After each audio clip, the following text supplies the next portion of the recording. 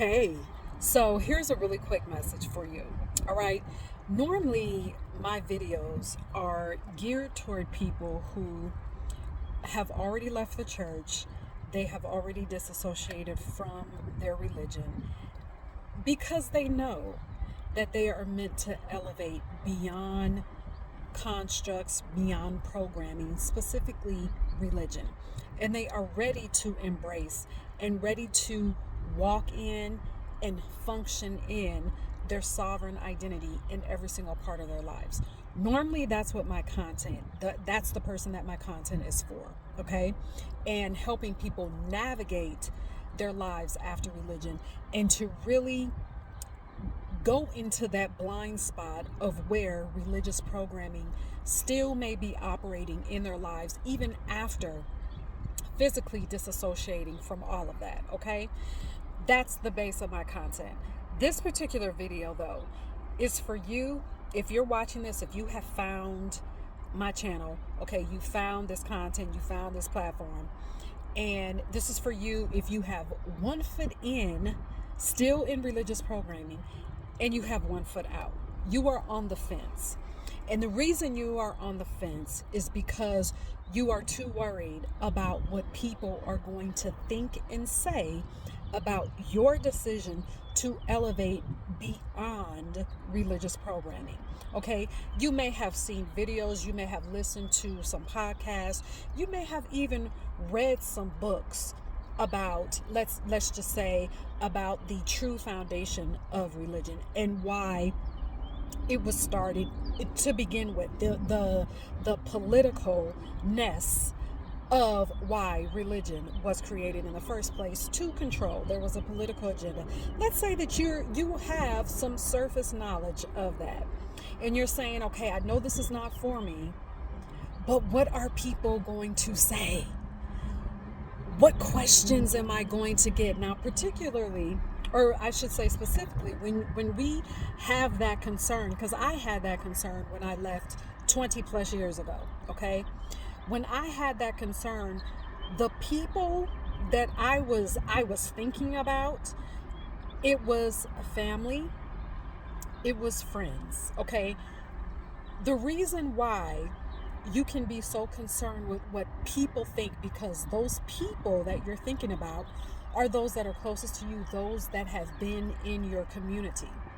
And when it comes to religion, many times if you grew up in religion, or perhaps you found religion later on in life, 9 times out of 10 that religion is what has been dominant in your family. Everybody is of the same religion. Everybody goes to the same church or has gone to the same church or churches over the years. So there is this family connection that is sometimes rooted in religion. Sometimes the friends that you have, the foundation is in religion. Sometimes the friendships that you have, that you had in church, it was, and this is going to be hard to hear, it's not because you even liked being around the person or people. It wasn't even necessarily that you all liked each other's personality. It was just that you held that common denominator, which was the church. You were in church all the time. You did a whole bunch of church activities together, so you had that familiarity. It wasn't necessarily because you were friends with these people, because you liked each other, okay? That's just the truth of the matter. There's nothing wrong with that. It's okay to state what is, all right? And so sometimes when you are sitting on the fence, you're worried about what these people that you have this familiarity with, you're thinking, okay, what are they going to say? What are they going to think about me? What questions are they going to ask me? How are they going to approach me? The main thing that I want you to remember in this video, if you don't remember anything else, is that you are not required to explain yourself and your decision to elevate beyond religion. You do not owe anyone any explanation. You do not owe anyone an explanation as to why you don't go to church anymore, as to why you don't even talk about the religion anymore, as to why you are choosing to not identify yourself as a Christian, as a Jew, as a Muslim, as a Jehovah's Witness, as a Catholic, as a Seventh-day Adventist, whatever the religion is, fill in the blank. You do not have to explain that to anyone. Okay? That's the first thing. Second thing, if you are approached with questions as to why you've made the decision to step into your spiritual technology, if you are approached with questions as to why you have chosen to remember and to activate your spiritual technology once again,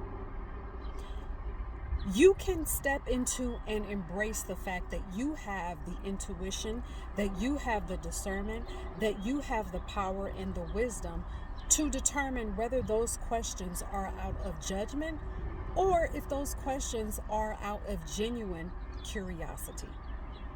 I am offering you these tips because these are things that these are actually tips that I had to use on my own and still do, okay? As I am operating as a spiritual practitioner, as a free, liberated spiritual practitioner, okay? So you can determine, okay, is this question out of judgment, or if this question is out of genuine and pure curiosity? You will be able to know the difference. When you start to depend, number one, when you start to know that you carry ancient wisdom within your cells, that ancient wisdom just automatically becomes activated because you have chosen to first acknowledge that you have ancient wisdom that rests on the inside of you. You've chosen to activate your intuition that will tell you, okay, this person is asking questions out of judgment versus this person is asking questions out of curiosity. Okay? So if you all want me to give you examples of questions that are judgmental versus questions that are out of curiosity, I'd be happy to do that in another video. Just let me know that in the comments and I will do that for you.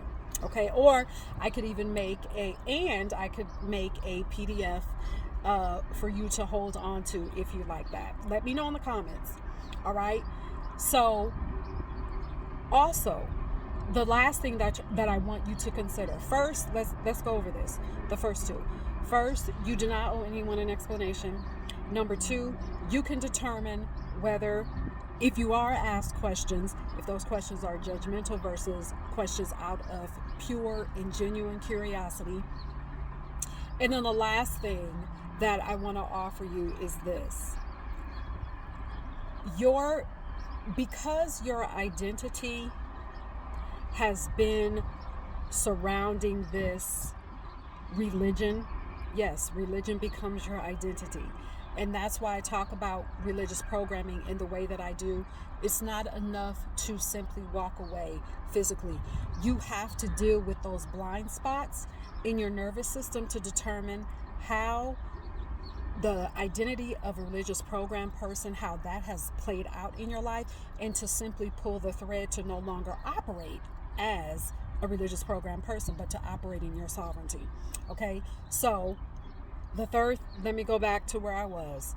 The last thing that I want you to consider is that ego, the identity that has been playing out in your life as a programmed person, that ego, that identity could be telling you, well, people are going to frown at you.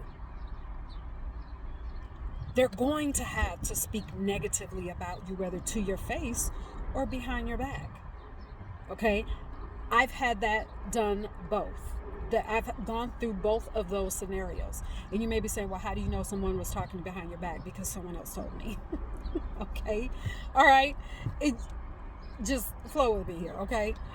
So, but the thing is, the possibility that you also have to consider is, what if You are the energetic pioneer within your community. And what do I mean by that? What if you were given the assignment to be the one to just take that foot on the other side of the fence and dive head first fully into your spiritual technology, be the spiritual being, super being that you were put here to be, and everyone will follow you. Everyone will come to you with questions of complete, genuine, authentic curiosity because they want to know, how did you get free? What did you do to get free? What did you do to get here? What did you do to accept your evolution without fear of being condemned to some false place called hell? What did you do? What if that? Consider that as a possibility. And I'm going to also say, so what if people view you in what you would call a negative light? So what? It's not going to kill you. It's not going to harm you. Because as you begin to operate in your sovereign identity, you'll know that you carry the power to speak protection over your physical, over your head, over your ori, over your heart, over your destinies, over your purposes. You'll know that you carry the power to do that, to extend that protection on this place and beyond for yourself and for those that you love and care about.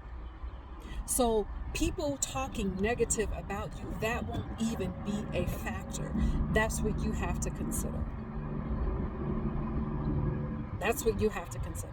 So I wanted to offer you that today in this episode, okay? And carry that with you. And again, don't forget, if you would like for me to give you examples of a judgmental question versus a question of genuine authenticity, let me know in the comments, all right?